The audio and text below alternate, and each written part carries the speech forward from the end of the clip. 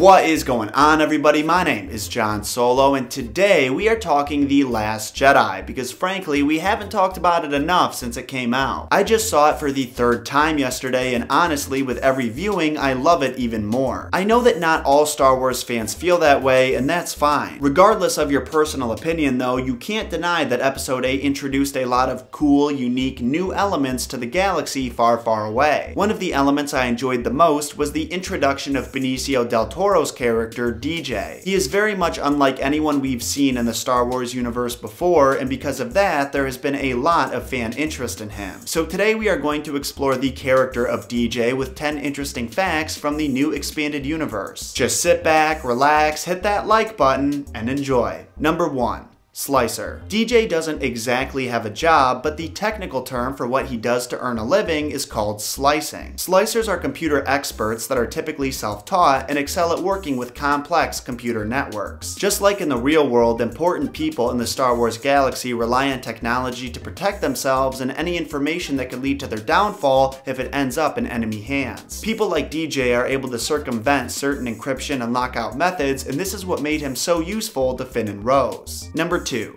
DJ. We don't know the actual name of Benicio's character, but in all Star Wars materials he's given the nickname DJ, so what does DJ mean? According to the Visual Dictionary, DJ comes from the Slicer's life motto, live free, don't join. The metal plate on his hat says the same thing, translated into another language of course. Number 3.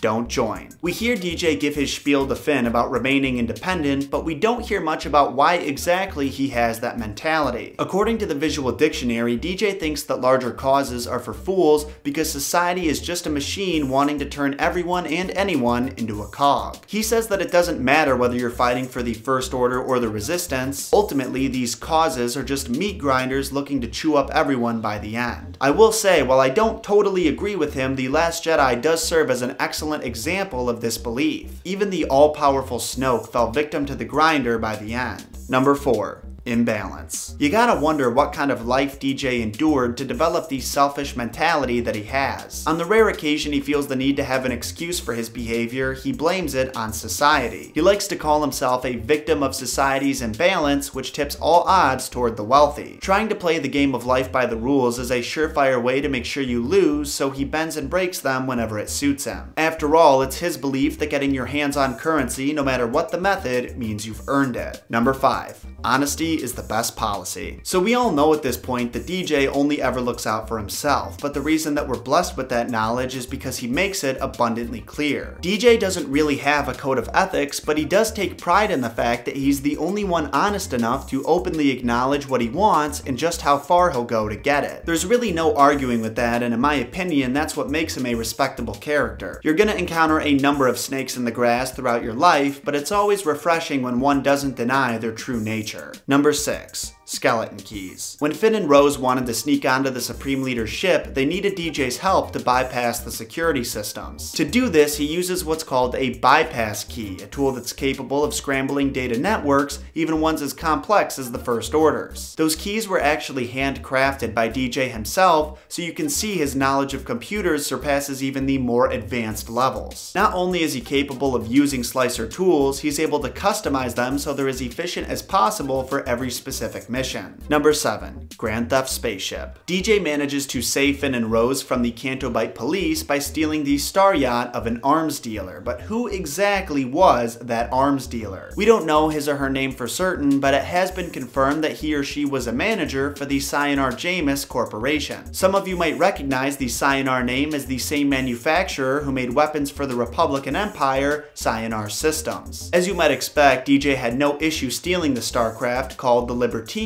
as he assumed the owner was just as corrupt as he is. Number 8. Grab him by the handle. I always think it's interesting to hear an actor's thoughts on a character they portray, and Benicio del Toro summed up the character of DJ perfectly. He compared DJ to a knife. He's quoted saying, if you grab him by the blade, he'll cut you. If you grab him by the handle, he can be very, very useful. I guess you could say Finn and Rose grabbed him by the blade. They didn't ask too many questions, and they trusted him without the grounds to do so. I really hope he comes back in episode 9, not so they can redeem his character at all, but I just like that you never know what to expect from him. them. Number 9. Tramis 3. Some of you may have noticed that DJ wears rings on his left hand, and one of those rings contains amber from the planet Tramis 3. This is actually the first time the planet has been acknowledged in a canon context. In Legends, Tramis 3 was home to gigantic reptiloids, sometimes referred to as dinosaurs. I think this is a pretty interesting fact because oftentimes in museums you'll see bugs from prehistoric times encased in amber. So it's cool they subtly connected a planet known for having dinosaurs on it with something we often associate with the days of the dinosaurs. I'm not the only one who thinks that's awesome, right? Number 10. Jailbird. I saved this fact for last because it's my absolute favorite on this list. It answers a question I had after seeing The Last Jedi for the first time. Why was DJ in the Canto Bight jail? It turns out he was there by choice. Because he's homeless, he often arranges for his own arrest for petty crimes, so that way he can grab some rest with the assurance of knowing he won't be bothered by the Canto Bight police. I like this fact because it adds some depth to his first scene with Finn and Rose. Not only do we have a rough idea of why he was there, we also know why he was so annoyed by Finn and Rose talking so loudly. The dude got arrested for the sole purpose of getting some shut-eye, so when he realized he wasn't gonna get that, he just broke out of his cell and left. And that will do it for today's episode of Star Wars 101. I hope you enjoyed it and learned yourself a little something. If you like this video, make sure to hit that like button as it helps the channel out a whole lot and it lets me know you care. Let's see if we can get this video to at least 2,000 likes because my Disney videos are getting to like 5,000 no problem and it's leaving me feeling a little unbalanced. Also remember to subscribe and turn notifications on for weekly Star Wars content, comment your favorite fact from this episode, and any future recommendations for future episodes of Star Wars 101. Hit that share button to easily share this video on social media with your Star Wars loving friends and family, and when you're done with that, follow me on social media for updates on what I'm doing between videos and spicy Star Wars memes. Thank you all so much for watching. Until next time, my name is John Solo. May the Force be with you, and remember, John shot first.